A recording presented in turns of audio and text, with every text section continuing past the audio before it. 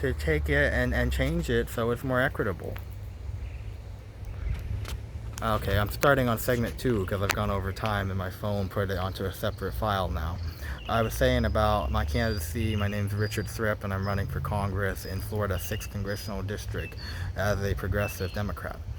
I was saying that the Tax Cuts and Jobs Act favored big corporations and the ultra wealthy way too much. It shouldn't favor them at all because they were already being favored before. And a lot of the tax cuts in there expire for typical Americans in 2025. We need to change that, and we also need to expand the Internal Revenue Service because its workforce has actually declined by 22% in numbers in the past decade. And they're asked to do more. They're handling health insurance. There are more people working, at least until recently, because our employment base had expanded as well as our population. Plus, their computer systems are very antiquated. So when you have, let's say, a millionaire or a big corporation, they're just able to run circles around the IRS. The IRS doesn't have the advanced auditors and lawyers to really go after them. And so there's probably anywhere from $50 to $100 billion a year being left on the table that we need to go after. And we need to start doing it now and, maybe even go back 3 or 6 years and take care of business at what should have been collected before. There's a report that came out saying that I think between 2011 and 2018, your chances as a millionaire of being audited declined by 80%. But then people who are claiming earned income tax credit, who are working and struggling to get by, are often more likely to be audited than they used to be. And that is just unfair. It's not equitable. It's not equal, and it's not what we really should be doing in this country. There's no reason, as the wealthiest country in the world on earth, that we need to be throwing so many of our people to the wolves. Why would we do that? It doesn't build our future. It doesn't help our children and grandchildren. It doesn't help the people we have now. And so we look at each of these policies. Although they are aspirational and we know they would add a huge amount to the federal budget, they would pay huge dividends to the American people. They would be a huge investment in the American people that we really need to face 21st century challenges. So what we need in this country is universal health care for everybody.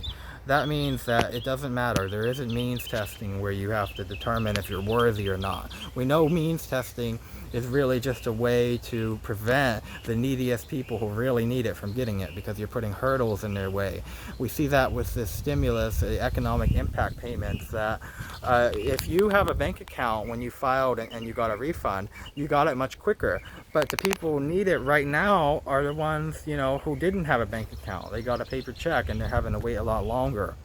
Then we're also seeing with that there's a lot of exclusions they put in there for people who are married to someone who is not a U.S. citizen. They want to exclude them completely. For someone who was claimed as a dependent, such as a college student being claimed by their parents, they don't get anything, and that's not right. That's not fair. I think for education, another thing with higher education is that we're actually closer than a lot of people realize to having free public higher education. Florida, for example, does a good job of providing education at a low cost through state subsidy. So when you look at Daytona State College, you could get a whole bachelor's degree there for under $15,000. They don't have too many bachelor's degrees, but if you were to go and get your AA there or AS and transfer to University of Central Florida or a different state university, you could still get it for under 20. And if you are low income, you can get the Pell Grant that pays for all of it. So we're closer to that than you think, but we just have to make sure, some of these predatory industries, universities like, I don't want to single any out at the moment, but you know who they are. They charge a lot and don't provide a whole lot of value. Those are the ones we need to be dissuading people from getting federal subsidized and unsubsidized student loans for, and dissuading people from attending. There are, of course, several other issues, but I'm gone way over time here, I think, and I just wanted to tell you a little bit more because I know I haven't gone on video enough. But let me tell you a little bit more about this race. I'm the same age as Alexandria Ocasio-Cortez was when she ran for Congress. And as someone who's running for Congress, it is a sacrifice because I have, when I was at UCF being a PhD student and candidate, I could get a great letter of recommendation from my supervisor. He was very happy with my work editing and teaching. and I could be trying to look for a job doing that. I don't think I'm the right fit for being a professor for life. But I could be looking for that instead, and instead I've decided to do this because I think we need a strong progressive candidate here to actually make a difference for people. And I think this is a different type of year. There's going to be a big revolt against the Republican Party and their failed policies that are destroying America and Americans. There has to be. If you're going to let them do this, if you're going to let them kill, tens of thousands of Americans basically by mishandling this, and one man's struggle against reality is costing us our country basically. And he really is struggling against reality more and more each day. And you know who I'm talking about, Donald Trump, he who shouldn't be named. It's like Voldemort. But anyway, I think we need someone like me running, and we need more young people running, and it is a sacrifice because you'll get people coming at you, attacking you. Like, I've had a lot of nasty messages on Facebook Messenger. I've had, people wanting me to tell me I'm a socialist, or I hate your politics, like you're trying to destroy our country. It's not true. What we're doing is trying to rebuild our country. We're trying to restore the America that the prior generation knew and loved. So this district includes Daytona Beach, New Smyrna Beach, Port Orange, Ormond Beach, Flagler Beach, Ormond by the Sea, Ormond Beach. I already mentioned that. You've got your Holly Hill, South Daytona, Daytona Beach Shores, Edgewater, Oak Hill, Flagler Beach, Palm Coast, and Bunnell, part of Hastings in St. Johns County. And then you've got Deltona, DeLand, Pearson, over here, Orange City, Debary, Eustis in Lake County, and some other areas of Lake County too. So it's a big district, bigger than the state of Vermont in population, but that's how it is because it's 435. And the guy who's in is just an idiot. He's a Trump sycophant who is a Green Beret lieutenant colonel who was against Trump before. He went on Fox News many times in 2016, put out ads saying we need to stop Trump now, he's a threat to our country, and he's not who he says he is. So I just don't see why someone would flip-flop like that. And if you do, at least flip-flop in the right way, going from being a Trump supporter to seeing the truth about it. I think that we need a change. We need a change in this country, and I think that Nancy Soderberg did a tremendous job. And I keep asking, are you sure you don't want to run again? I've asked Dr. Savigny that, if Alan Grayson was going to run, which he's not. He's just doing it as a write-in, as a publicity stunt, basically.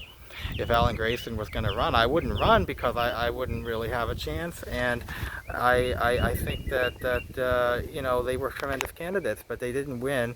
They didn't come close to winning, and part of that isn't their fault. Part of it might be because everyone would run before here saying, oh, you got to be a Republican light, and that's wearing pretty thin, I think, with people. I mean, even Joe Biden, he's doing a great job at coming around to at least saying he's going to go for more progressive policies. Barack Obama said in his endorsement video that if he was running the same campaign as in 08, he wouldn't run it the same way because he knows that what we need is more progressive, and you got to also make sure that you win those votes and get your voters on your side.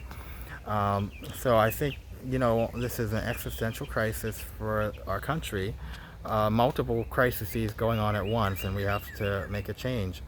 And I think Michael Waltz is vulnerable. I mean, he shackled himself to Donald Trump so firmly, and even someone like me who basically has no money and is just getting my name out there now has a chance of beating him.